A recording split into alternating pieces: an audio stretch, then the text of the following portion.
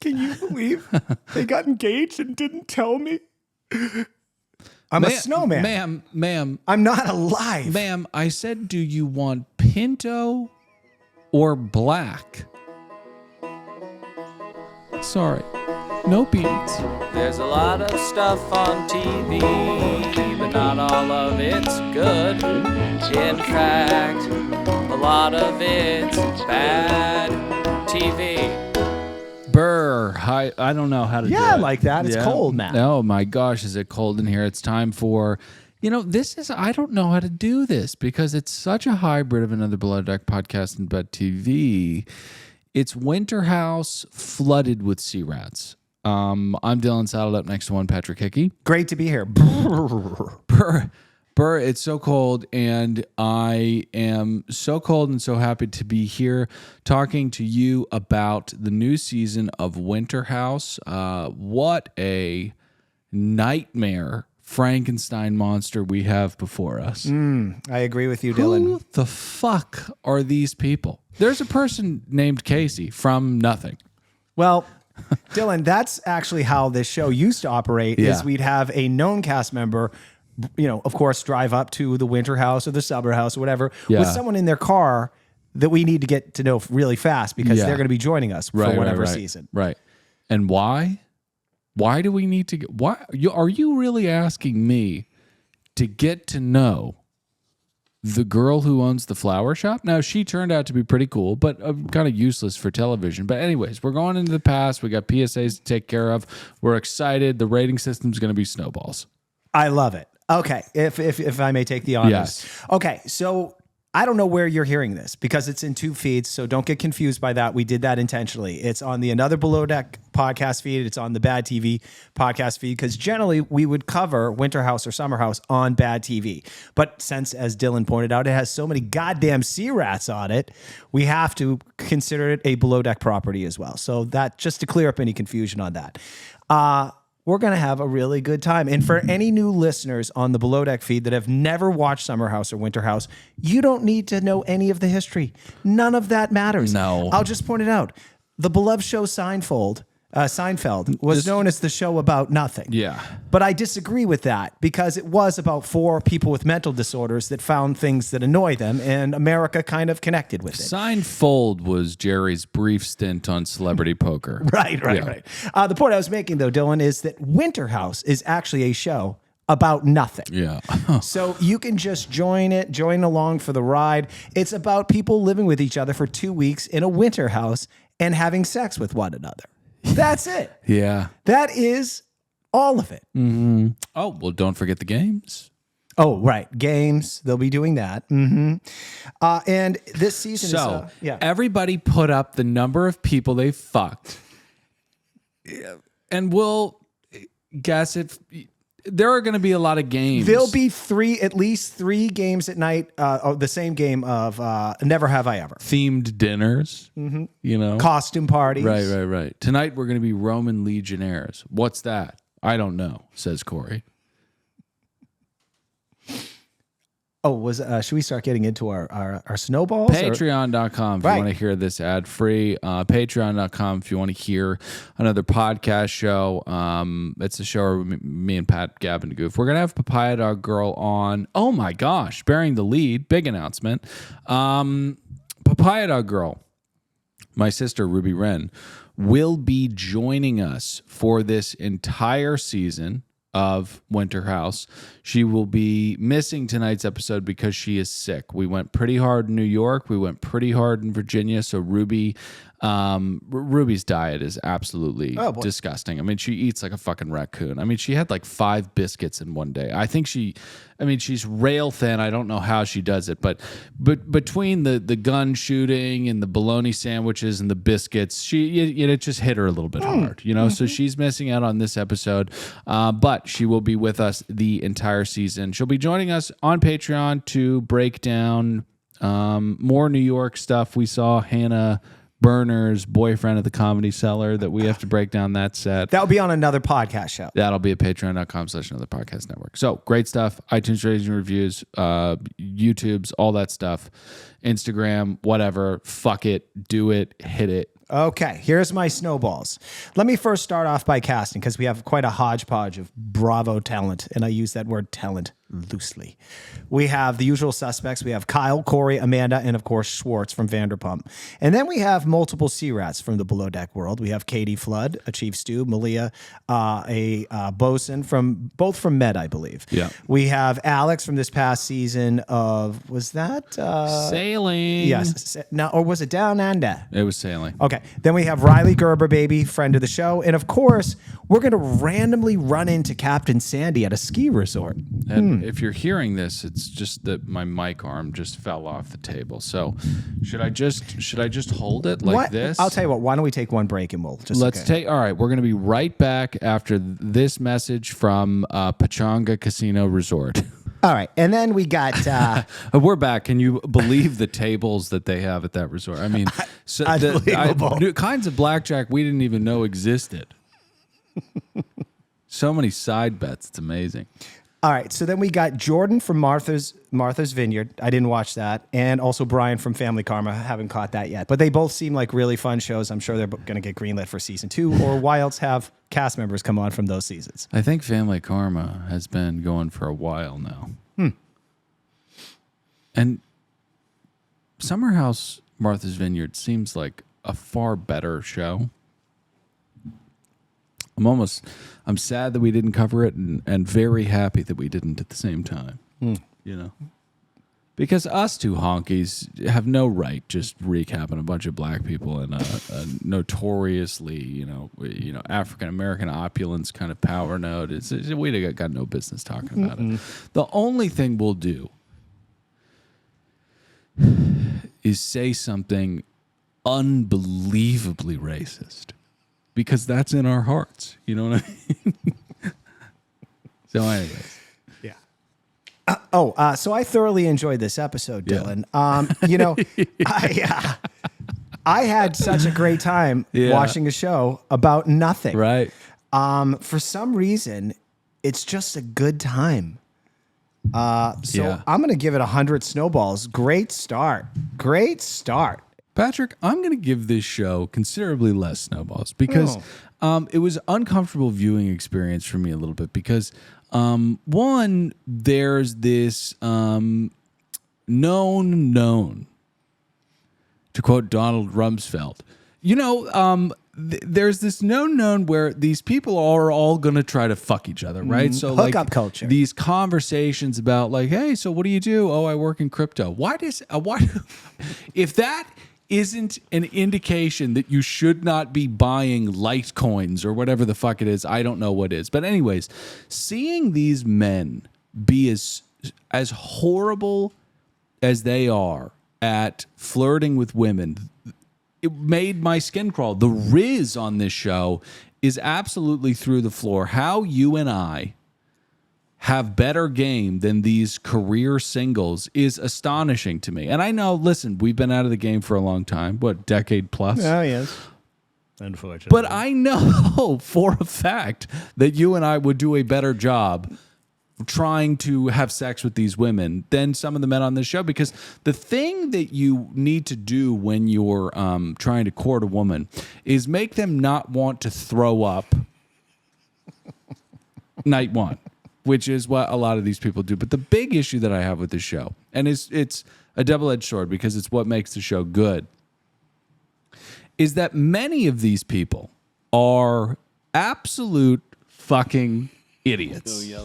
Corey, look at this. This is the most picturesque pea stream I've ever seen in my life. It's lit up by some fucking candlelight.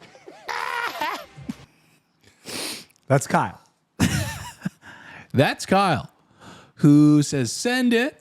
And Stoke vibes are high, and look at this piss. And it's like, listen, I love, juvenile shit, but when your entire ethos, your entire spirit is that, I don't know.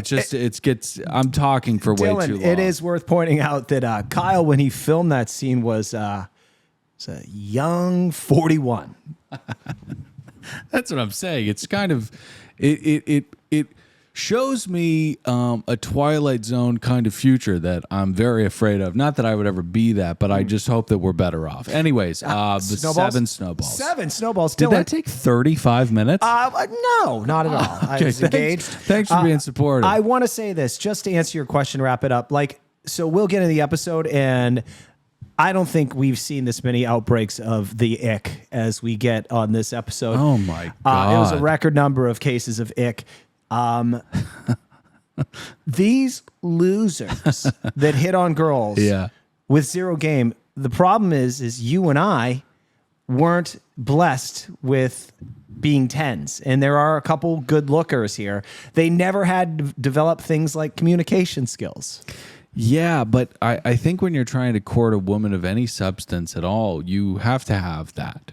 Yes, it's arguably more important. But I will say this, it will come back to bite some of these bastards later on in life when they lose their hair and they're a little flubby and they're just walking up to a bar, and when they used to just open their mouth, talk to a girl, and she goes, I'll go home with you and hook up with you. That doesn't work anymore. No, it's a diminishing asset, whatever it's called. So we get into the episode, and one of the first things... Hold on, Dylan. You got to start the show with Friday, March 10th, 2:38 p.m. By the way, we will have no less than 3 chyrons that show us that we're still in the same day. I'm so ashamed of myself, quite frankly, that I forgot about the importance of the chyrons on this show. The Summer and Winter House franchise has a very bizarre thing. To this day, I cannot explain why they do it.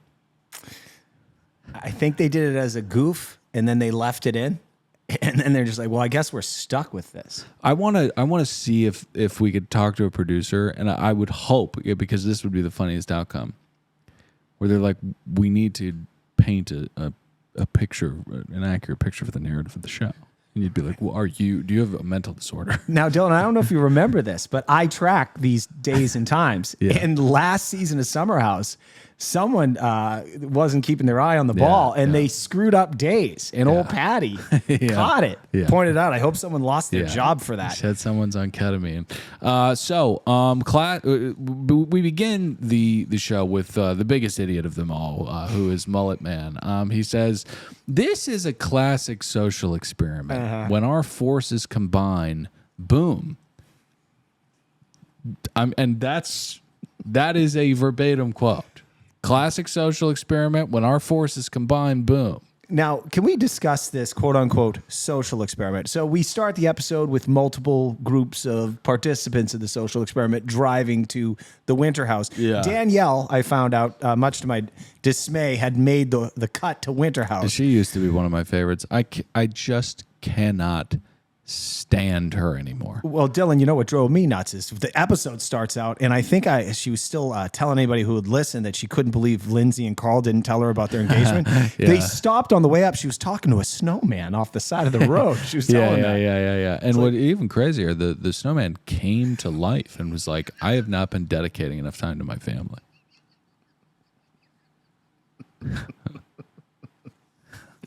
That was a movie. Yeah. Written by the great Jeff Cesario. Crazy. So, Steamboat Springs is where the show will be taking place. Much like any Woody Allen movie, it'll be a character in itself. Winter is officially here in March. Malia and Katie ride together. They're swooning over the hot outdoorsy men that they're going to meet. And we've seen this show before. They may be in a different place, but with budgetary constraints and all, they usually go to towns where the men are more lone drunks, sometimes with not both eyes, than a bunch of hot outdoorsy singles who are filming TikTok content, like splitting logs and stuff. Like, that's not what's going to happen.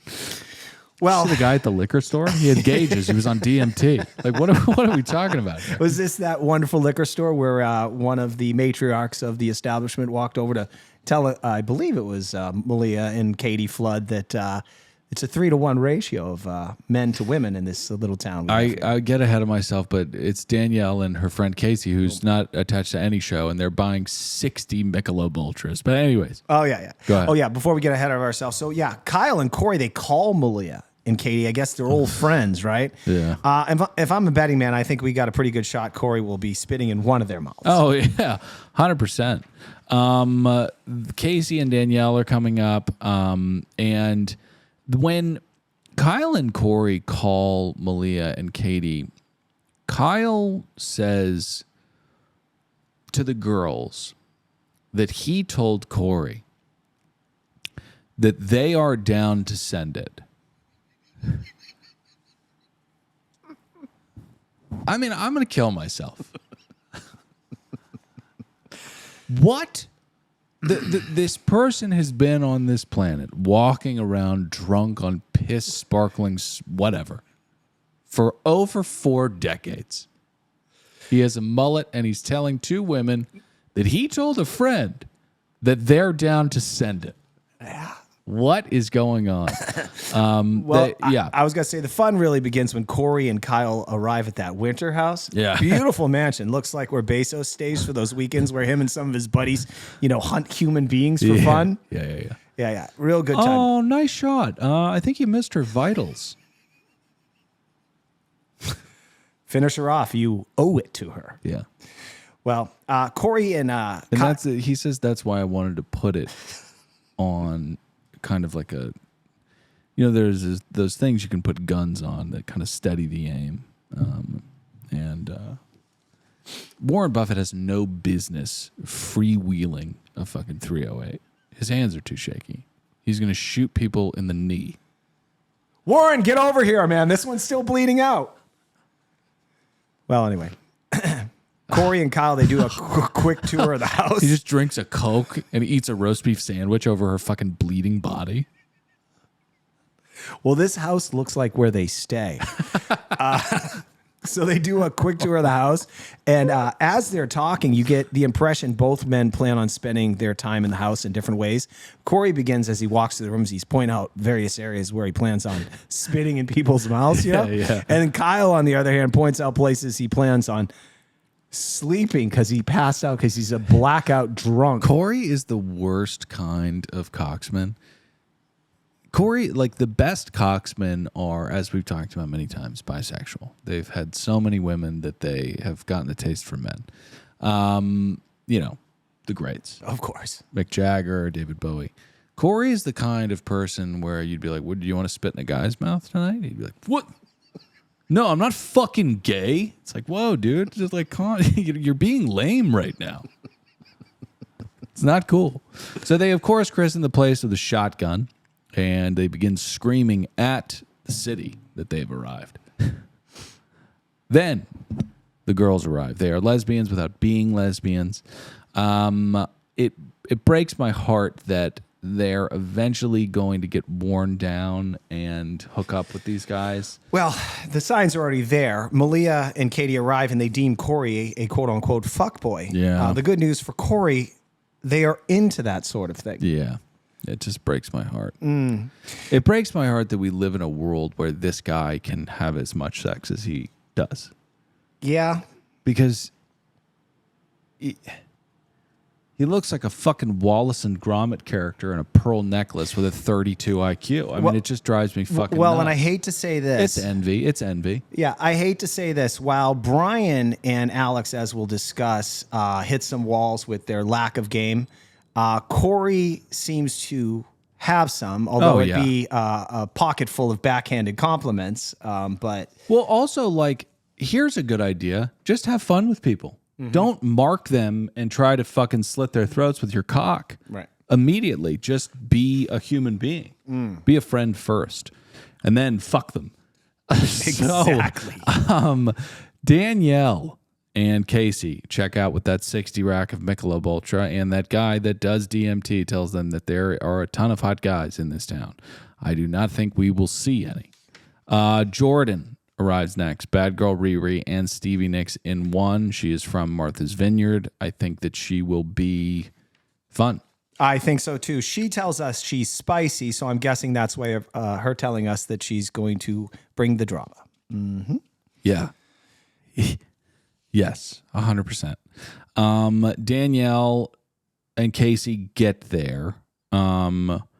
And it turns out the three of them, and I'm mentioning Jordan here, are apparently wing women in New York. Yes, they're wing women in New York, and the reason why they're wing women in New York is because Danielle doesn't have any friends. So these new people that have come into her life in the last 8 months, they're now fast friends because the friends that Danielle used to have turn out to be either crazy or they just don't like her. Because she talks to snowmen. Can you believe they got engaged and didn't tell me? I'm a snowman. Ma'am. I'm not alive. Ma'am, I said, do you want pinto or black?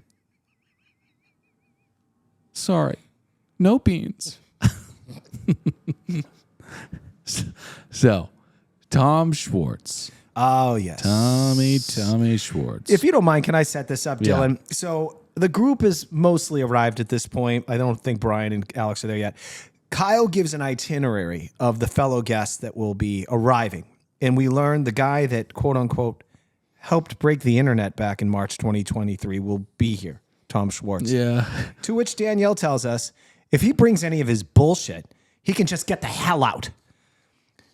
Hey, Danielle. Do you mind shutting the fuck up? Shut the fuck up.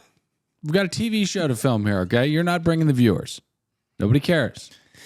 Now, is Katie Flood pretending to not know who this guy is? No. I think that she really doesn't know who he is. That's and I good love for that. her. Yep.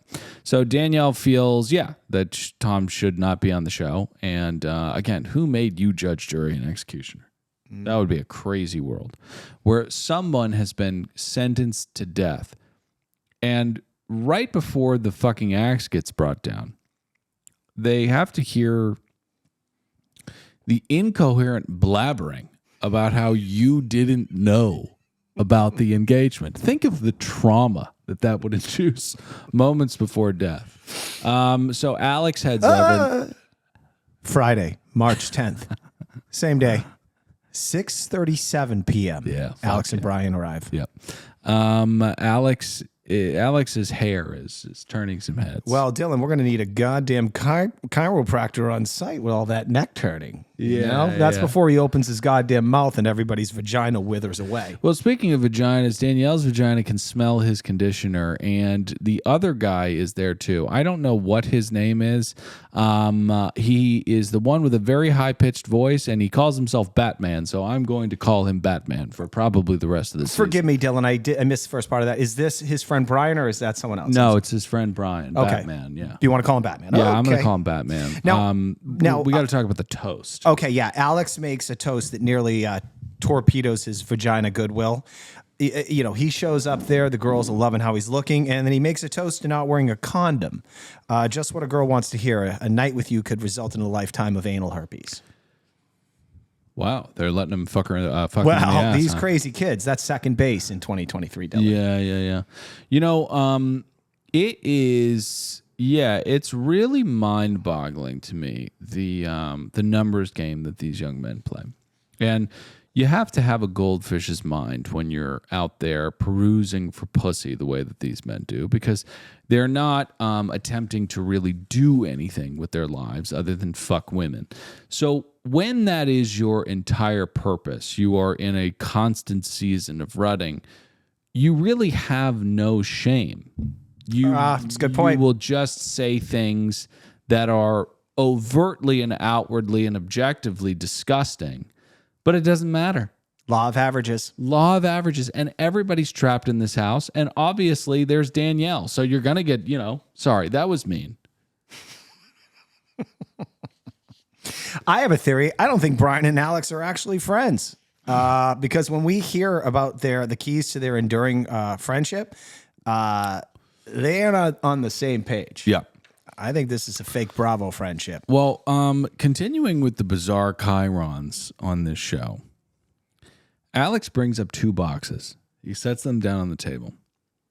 And there is a freeze frame and a chiron arrow that points to the boxes. And it says dinner.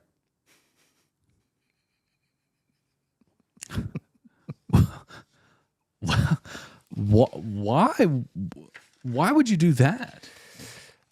Why would you do that? They begin talking about Creed. Alex says that He's a lead singer of a Creed cover band. Yeah. Alex, I want the head count on how many times you've used that at a bar. Yep. It's not funny. It's dumb. And most girls that you're probably hitting on have no fucking clue who that band is. That band is making a major resurgence right now, and deservedly so. Creed is blowing up on TikTok because they're one of the funniest bands of all time. Scott Stapp is a pathological liar and a crazy person, and they are a Christian rock band, and they're one of my favorite bands whose music I don't listen to. They just released a new a video on social media that they're getting back together. And the video is Scott Stapp walking into a rehearsal space saying, "Hello, my friends. We meet again. It's been a while. Where should we begin?" And they say, "How about with rehearsal?" Good one. It's such a good one. And it's just... They're an important band. They really are an important band. Oh, they are? Yeah. Listen, if we hadn't been going long and I hadn't derailed us already a bunch of times, I would play some Creed, but we're not going to do that. Maybe next week. All right, so take it away. Okay, so they discuss Sandoval not coming because they don't need that energy change here, right? Mm-hmm. I think Sandoval was a little busy, I think, that week. Sandoval was crying at Via Rosa. He was not coming to this house. No. Oh, dear, you need to leave. I'm so sorry, Lisa. It's okay, darling, but you have to go home. And then Can you believe Ken, Sandoval? Ken walks out. He's like, "Can you believe Sandoval is crying in the corner?" And she's like, "Yes, I see. I've been talking to him." Rooms are divided up. Alex will be, he'll be staring at a 2, but that's okay. He's from the Midwest and they are nice there. I have no idea what that means. Okay. He'll take the twin bunks there. Yeah, Sorry. he'll take the twin bunks. Kyle chats with Danielle about Robert, and Robert made it clear it's over. No shit. And Corey makes the rounds hitting on girls. This is where he's putting out the feelers. That was my meanwhile. Well, also, Danielle went to Aspen to stalk Robert. Danielle is losing her fucking mind. And that happens. It's very sad. Oh, we've all been doing drive-bys. I mean, I haven't driven to a different state to check on my ex, but, you drive by their apartment. Yeah, you book a ticket, you fly to Aspen, you start asking around. You start saying, can't believe it, but they didn't tell me that they were getting engaged. So they're talking about their licenses. Malia says that she has a Chief Mate 3000. And Batman says, that's very attractive. Mm-hmm. No one asked you, Batman, if you find that. It's that kind of thing that's It's amateur hour with Brian and Alex. Some of these seasoned veterans like Corey, Kyle is just walking around in the backyard naked, yelling at trees because he's an alcoholic, but he does his own thing. Right. But yes, Brian and Alex, I think they think their marching orders are try and lock it down with someone real fast, and that's what makes good TV. I don't know. It's insane. But they are coming off like absolute douchebags. We get a rom-com montage. This was, one of the most insane things I've ever seen on reality television. It was just one of those things where, it was like ChatGPT edited the show. Was this the family karma look back where Brian's messy and his mommy has to tell him to clean up his room? No, it was the one where he was like, I think that this could be like a rom-com story for me. And it like fast forwards to him kissing someone later on in the season and this music plays. And you're like, did ChatGPT edit the show? It's really bizarre. Kyle takes a call from Amanda. He says, "What's up?" What fucking husband says that to his wife the way that Kyle did? Listen, you can do characters with your wife. You can joke around, but he earnestly was like, "Hello, fraternity brother. It's good to see you on FaceTime." Right. It was I hope for Kyle. I'm not a fan of Kyle. I think he's pretty basic. I hope that poison that he's hawking has mass distribution, because I don't see him. I just don't see a future after this season with him. I assume they already filmed Summer House and they'll have the Carl Lindsay breakup and whatnot. I just don't see what world we watch a drunk leprechaun blacked out in the backyard pissing on electrical wires, slurring his words at 45. My cock stings. You guys got to piss on this too. But he says, I'm happy that Amanda's not around so that I can let my freak flag fly. Which means blacking out and falling into a door jam and sustaining quite a nasty cut. And because of the amount of alcohol, the blood is very thin. Everybody wakes up the next morning and it looks like someone's been slain. And they're wondering, are we going to be a part of another Netflix crime documentary? Because this looks bad. But no, it was just Kyle just headbutting a door jam. Mm-hmm. Yeah. So Batman says that he needs to settle down by 35 when everybody's sitting down to dinner. This is the kind of thing that, like, you have to recognize how dumb this is to say around a bunch of women who are mostly single and approaching that age. Mm-hmm. All right. So if we're at dinner, we're kind of discussing, they get into kind of a little background on some of the cast members. Mm-hmm. We learn Alex was voted biggest flirt. And while strategies are formed about finding a wife or whose mouth you're going to spit in, Kyle is doing this. You look like you're in your element. Corey, look at this. This is the most picturesque pea stream I've ever seen in my life. It's lit up by some fucking candlelight. He's doing that. That's what earns him the big bucks. Yeah. Mm-hmm. He's 40. One. So we go around. We talk about relationship statuses.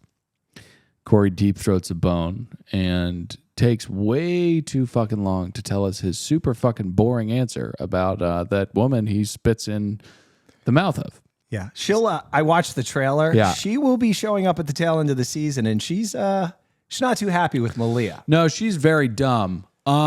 She is going to walk into a house and begin attacking another woman for her boyfriend cheating on her. Yeah. Who I want to say eventually gets around to saying it's almost like a Jada Pinkett type of thing. They're in an entanglement, but definitely not in a relationship, which definitely means he can spit in other people's mouths. Yeah, well, he says that it's purposefully a gray area so that he can have more fun. Could Corey say anything else about being in a relationship with somebody? No, it's perfect. It's right on brand. So Brian pops an Altoid. And he says that him and Alex have the same type, which is anyone. Alex also says that he has a tough time focusing his energy on one person. All of these guys are absolute fucking morons. And listen, it makes me sad because I was confused about why we weren't seeing the Alex that we saw on Below Deck, who was very laid back. He wasn't going after. In fact, he stopped a potential hookup with a girl because another guy he was working for was hooking up with her. Yeah, he played it perfectly. And because of that, she was very into him. This is the complete opposite of that. Oh, no. Complete douchery. I'd kill Alex if he hit on my wife at a bar. Okay. So right now we're at March 10th, which is not necessary because it's the same night. 10:23 p.m. Casey, the newbie, the person who has not helmed a Bravo franchise, has turned in a very underwhelming first day at Winter House. She is sawing logs up there. Patrick, we've talked about this many times before. If you are the runt of the litter, you have to get blacked out and try to kill somebody on your first night because you're nobody. You cannot just go upstairs and fall asleep. No. Not on night one. Mm-hmm. So Alex takes Jordan up to the hot tub while everyone else parties. Batman calls Malia an ogre. And Batman tries to defend the ogre comment by saying that it was a compliment from Shrek. To do it is insane. To say you're like an ogre is insane. Because it's like an onion, Dylan. Right. Now, to then try to hammer home the justification for why you said it being a kind of thematic motif in the DreamWorks picture that nobody remembers. No, it's 23 years ago. Is so dumb I don't have the words. Pretty stupid. Zero game. yeah. Only one person that's at this winter house has less game than Batman. And that is Jacuzzi Boy. Hey, you're hot. You're hot. Yeah. She's like, what's that mean? I'm gonna creepily lurch toward you right now. Yeah. And I'm gonna slowly look really, really, really creepy. Yeah, I'm going to move through this jacuzzi like it's a bog. And I'm the Loch Ness Monster. And then you're gonna say no. No, period. no, period. no. And here's the true tragedy of this. I mean, it's very Shakespearean. She is clearly open to it. She's gone into the hot tub with you by herself. So at least, maybe she wants to get away from the fray, but in the language of, youngsters spitting in each other's mouths, this is her saying, I'm open to it. I'm open. Yeah. The only thing you can't do is, like we mentioned at the top, do what you did. Have a conversation with her, get to know her, make her feel like she's not prey, and then maybe you can have sex with her. How do guys not know this? Man. It's just nuts to me. He's an idiot. Boy, did he get a good edit on Below Deck.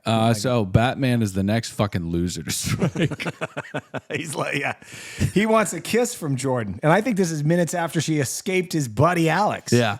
He goes, hey, I just want to say goodnight to you.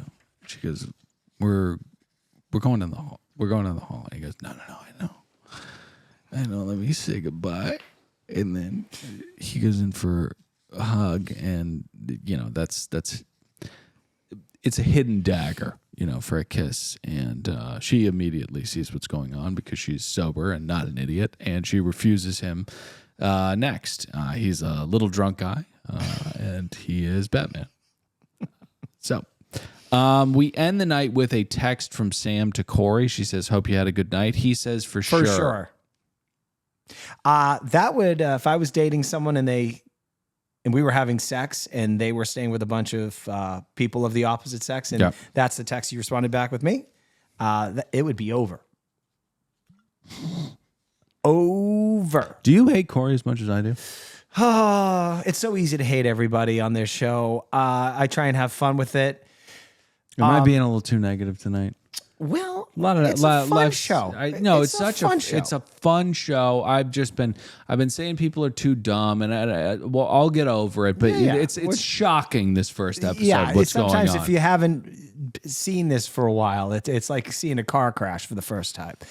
I think he is a narcissist jerk. Yeah, and I don't think he gives a shit about anybody's feelings, right, but is satisfying his own desires. Yeah, he just wants to pop. He just wants to pop like Bret Michaels. All right, so next morning. To pop. Hey, it's been amazing getting to know your daughter. I can't tell you how many times I've popped in and on her. Jesus fucking Christ. Well, that's the kind of conversations that he's. All right. Well, maybe we'll bleep that. Yeah, we'll bleep that. All right, let me do this. The bit was speaking very crudely to the father. Of course. March 11th, 6:32 a.m. If you're following along, it's the next day. Malia cleans up the kitchen. She explains it's kind of her C-Rat background. She doesn't mind it. It's almost like a type of therapy. My mom used to tell me this too. Yeah. She'd get up, I hear a fucking vacuum at 7 in the morning. What the fuck? It's Saturday. Yeah. It's my therapy, Patrick. So Batman and Alex wake up. He asks Alex if the hot tub went well. And Alex says, I don't know. Mm-hmm. You know who does? Us. You struck out and got hit in the face by the pitch, which is insane. I mean, if you think about it.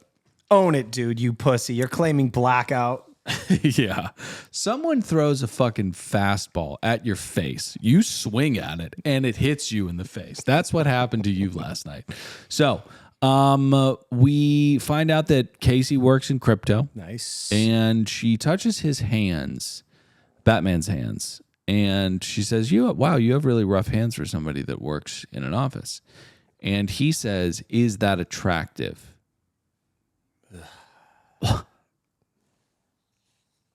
What are you doing, dude? We'll see how this goes. It's not going well. I don't know how these guys have sex with literally anybody. How is there anyone? Well, we have to remember being on a Bravo show, which is mostly watched by females. Yeah. Just your face going out at the local bar in New York City could garner you some attention that you absolutely don't deserve because you have no game. And this may work on other people that aren't on TV. I guess. It's crazy. Hey, everybody, raise your daughters, right? So, how, yeah. Oh, anyways. well, Kyle reads a text from Swartz, who is at LAX. I didn't know that Kyle and Swartz were this close. Oh, yeah, they're really tight. Can I say this? Here's my concern about Winterhouse mixing it up with the Scandival. We lived the Scandival thing 6 months ago, and don't get me wrong, it was fun. Mm-hmm. But been there, done that, over it, don't need to relive it. And I hope we don't have to relive it on this season of Winterhouse. I don't need Danielle confronting Swartz about how he was handling things. Like that'll make me insane.